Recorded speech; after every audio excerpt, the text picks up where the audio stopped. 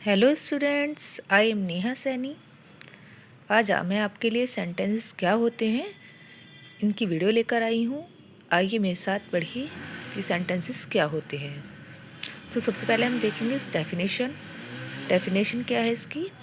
एक group of words which gives it's complete sense called sentence.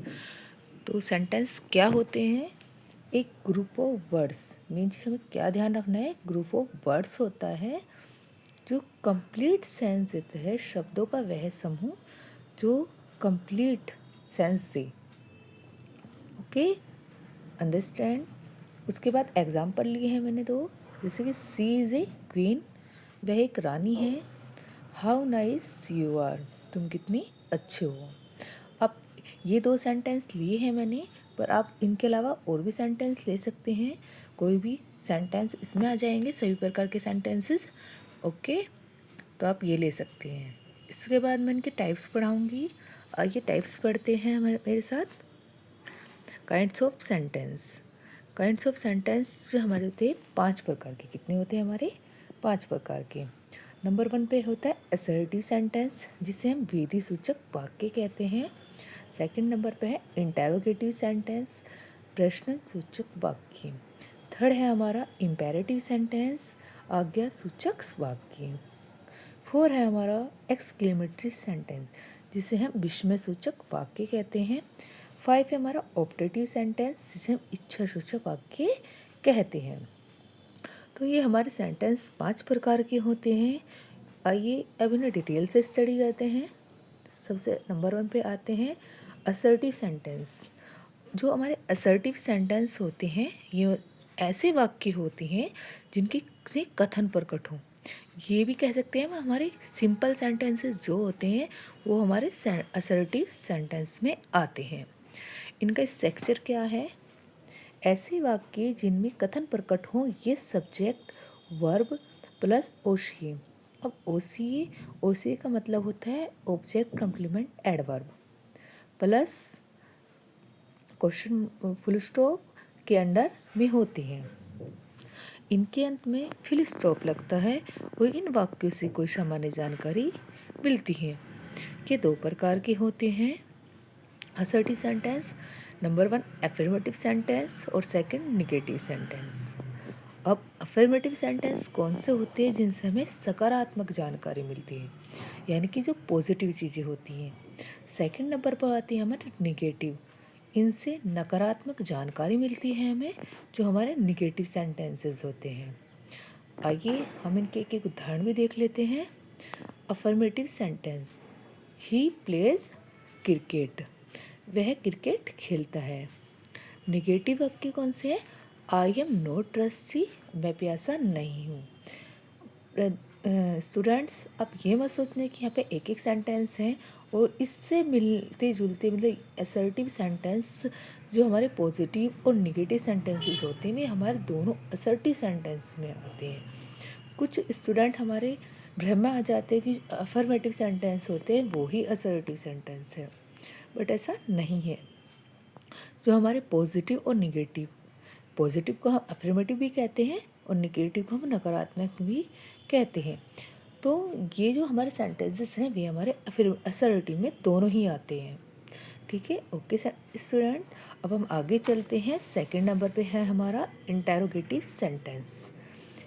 ऐसे वाक्य जिनके अंत में प्रश्नवाचक चिन्ह लगा हो, जिनमें प्रश्न पूछे जाएं। ये 2 प्रकार के होते हैं, सिंगल इंट्रोगेटिव और सेकंड होता है डबल इंट्रोगेटिव। अब सिंगल इंट्रोगेटिव को हम टाइप 1 भी कह सकते हैं और डबल इंट्रोगेटिव को हम टाइप 2 भी कह सकते हैं। हम यहाँ single interrogative double interrogative sentences ही पढ़ेंगे और देखते हैं कि ये होते कौन से हैं। आइए नेक्स्ट पेज पर देखते हैं। सबसे पहले सिंगल इंट्रोगेटिव देखते हैं। सिंगल इंट्रोगेटिव वाक्य जो होते हैं भी हमारे सबसे मेन ध्यान देने वाली बात है, जो हेल्पिंग वर्ब से शुरू होते हैं। इंग्लिश के अंदर जो हेल्पिंग वर्ब से स्टार्ट होते हैं उन्हें कहते हैं हम सिंगल इंट्रोगेटिव। ऐसे ही एक जानकारी हो रहा है, जो हिंदी में स्टार्ट होते हैं ये वाले सेंटेंसेस वो क्या से स्टार्ट होते हैं। जैसे हमारे एग्जाम्पल में हमने दिया हुआ भी है कि इंग्लिश में हमारा हेल्पिंग वर्ब से स्टार्ट है do you play cricket, but Hindi में क्या से स्टार्ट होते हैं ऑल सेंटेंसेस। क्या तुम क्रिकेट खेलते हो, तो क्या से स्टार्ट है और वहाँ पर हेल्पिंग वर्ब से स्टार्ट है। सेकंड सेंटेंस एक और देखो, have you seen the wind, क्या तुमने हवा को देखा है। तो ये क्वेश्चन मार्क लगे हैं इनमें, और क्वेश्चन मार्क इनमें आवश्यक है क्योंकि इंटरोगेटिव का मतलब ही है कि प्रश्नवाचक वाक्य। इसमें एक नोट डालेंगे हम, नोट है हमारा, ऐसे प्रश्नों का उत्तर केवल यस नो में दिया जाता है। यानी कि ये वाले जो क्वेश्चंस होते हैं हमारे यस और नो वाले होते हैं मोस्टली, ठीक है। वो मोस्टली हम इसलिए कह रहे हैं क्योंकि ज़रूरी नहीं है सभी क्वेश्चन यस और नो वाले ही आए, एक दो अपवाद भी आते हैं इनमें, ठीक है जी। उसके बाद सेकंड है हिंदी में ये क्या शब्द से शुरू होते हैं, जो मैं आपको बता चुकी हूँ। उसके बाद आते हैं हम डबल इंटरोगेटिव पर। डबल इंटरोगेटिव क्या होता है, डबल इंटरोगेटिव वर्ड जो होते हैं, ध्यान देने वाली बात है, शुरू होने वाले वाक्य होते हैं जो इंटरोगेटिव वर्ड से शुरू होते हैं। डबल इंटरोगेटिव वर्ड कौन, डबल इंटरोगेटिव वाले प्रश्न होते हैं उनको कहते हैं इंटरोगेटिव वाक्य से स्टार्ट हो गए तो डबल इंटरोगेटिव कहेंगे। उसके बाद जैसे कि देखेंगे आप इंटरोगेटिव वर्ड कौन सा है, वेयर डू यू लिव। आपने वेयर डू यू लिव देखा, तो वेयर क्या है हमारा इंटरोगेटिव वर्ड है।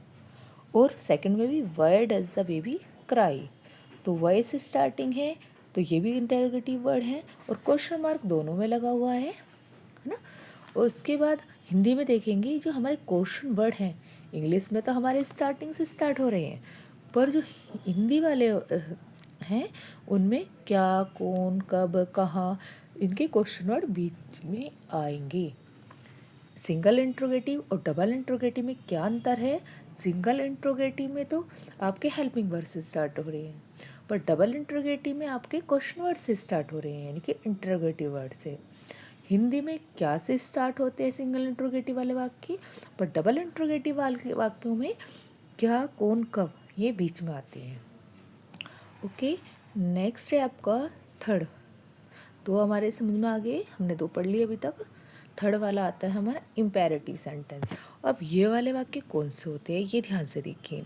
जो इम्पेरेटिव वाले सेंटेंस होते वाले वाक्य हैं, इनमें ऐसे वाक्य आते हैं जिनमें आज्ञा, सलाह, मानवीय प्रार्थना, सुझाव के भाव दबाव के साथ प्रकट होते हैं, ठीक है, इम्फेसिस किया जाता है। इनके अंत में फुल स्टॉप लगता है, इनके अंदर फुल स्टॉप लगता है, किंतु सेंटेंस में सब्जेक्ट नहीं होता, ये छिपा रहता है।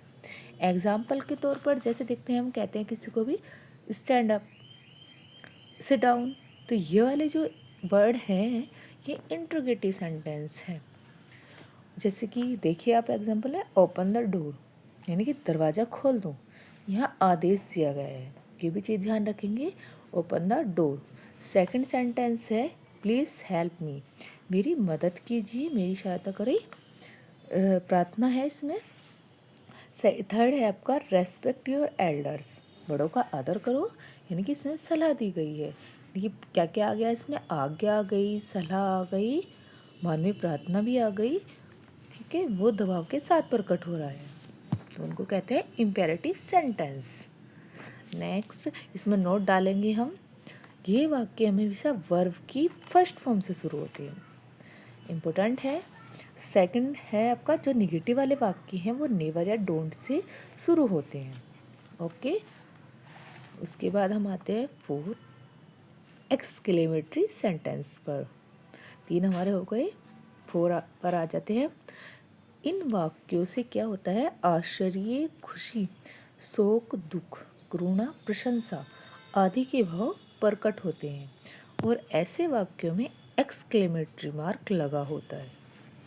अब क्या होता है एक्सक्लेमेटरी, नाम ही एक्सक्लेमेटरी सेंटेंस है तो मार्क जरूर होगा। उसके बाद एग्जाम्पल पे देखेंगे, वाटे पिटी, कितनी दुख की बात है, तो यहाँ पे वाटे पिटी पता लग रहा है ना, करुणा का भाव दे रहा है। हाउ ब्यूटीफुल शी इज, वह कितनी सुंदर है, आश्चर्य का भाव है। Third alas I am ruined, हाय में बर्बाद हो गया, दुख के भाव प्रकट हो रहा है। तो इन वाक्यों में क्या होता है, आश्चर्य, खुशी, दुख, करुणा, ये प्रकट होते हैं। जैसे कि आपने पढ़ा, जब हम मैच जीत जाते हैं, इंडिया और पाकिस्तान का मैच होता है, तो आपने देखा भी होगा, चिल्लाते हैं कि hurray, I won the match, we won the match, इस तरह चिल्लाते हैं। तो वो जो खुशी है आपकी, वो एक्सक्लेमेटरी सेंटेंस के अंदर आती है। ठीक है, तो वो जो आपको पता नहीं होता। नेक्स्ट, ये एक्सक्लेमेटरी आप समझ गए होंगे। लास्ट आता है हमारा नेक्स्ट है हमारा ऑप्टेटिव सेंटेंस, जो हमारा लास्ट है 5 नंबर पर। ऑप्टेटिव सेंटेंस कौन से होते हैं?